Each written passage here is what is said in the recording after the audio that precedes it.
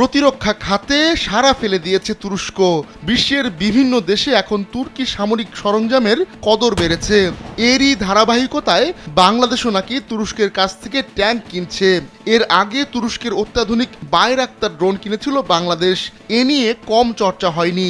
তবে নতুন করে আলোচনার জন্ম দিয়েছে তুরস্কের তৈরি ওতকার তুলপার ট্যাঙ্ক। চলতি বছরই নাকি তুরস্ক থেকে বাংলাদেশে আসবে এই ট্যাঙ্কের চালান। তুরস্কের প্রতিরক্ষা প্রতিষ্ঠান ওতকার অটোমোটিভ ভে সাবুনামা সানাই এএস সংক্ষেপে ওতকার নামেই পরিচিত। এই প্রতিষ্ঠানের কাছ থেকেই ২৬টি তুলপার লাইট ট্যাঙ্ক কিনবে বাংলাদেশ। সম্প্রতি এমন খবরই চাউর হয়েছে।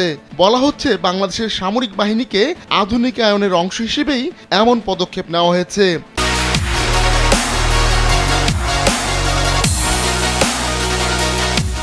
শুধু বাংলাদেশই নয়, তুরস্ক তাদের সমরাস্ত্র বিক্রির জাল পাকিস্তানেও ছড়িয়েছে। এতেই দুশ্চিন্তায় পড়ে গেছে ভারত।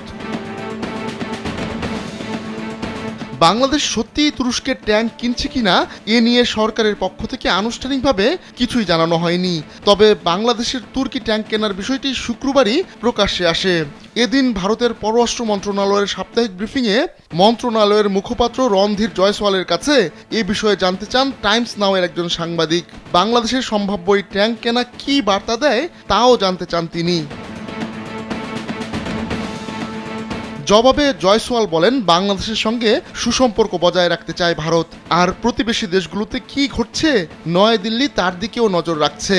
সে অনুযায়ী প্রয়োজনীয় পদক্ষেপ নেওয়া হচ্ছে বলেও জানান ভারতের পররাষ্ট্র মন্ত্রণালয়ের মুখপাত্র। তুরস্কের স্থলবাহিনীর পরিবর্তিত চাহিদার কথা মাথায় রেখে তুলপার ট্যাঙ্কের ডিজাইন করা হয়েছে। এই ট্যাঙ্ক অ্যাম্বুলেন্স হিসেবেও ব্যবহার করা যায়। একটি তুলপার ট্যাঙ্কের ওজন ৩০ থেকে ৪৫ টন পর্যন্ত হতে পারে। এই ট্যাঙ্কে ব্যবহার করা হিটফ্যাক্ট 2 টারেট তৈরি করেছে ইতালিয়ান কোম্পানি লিওনার্দো। তুলপারের টারেটে 105mm বা 120mm স্মুথবোর মেইন গান লাগানোর সুযোগ রয়েছে। এর পাশাপাশি একটি মেশিন গানও রয়েছে। এছাড়া এই ট্যাঙ্কে একটি রিমোট কন্ট্রোলড উইপেন স্টেশন বা পিন্টল মাউন্টেড মেশিন গানও সংযুক্ত করা যায়। আহমদুল্লাহ শিকদার, কালবেলা।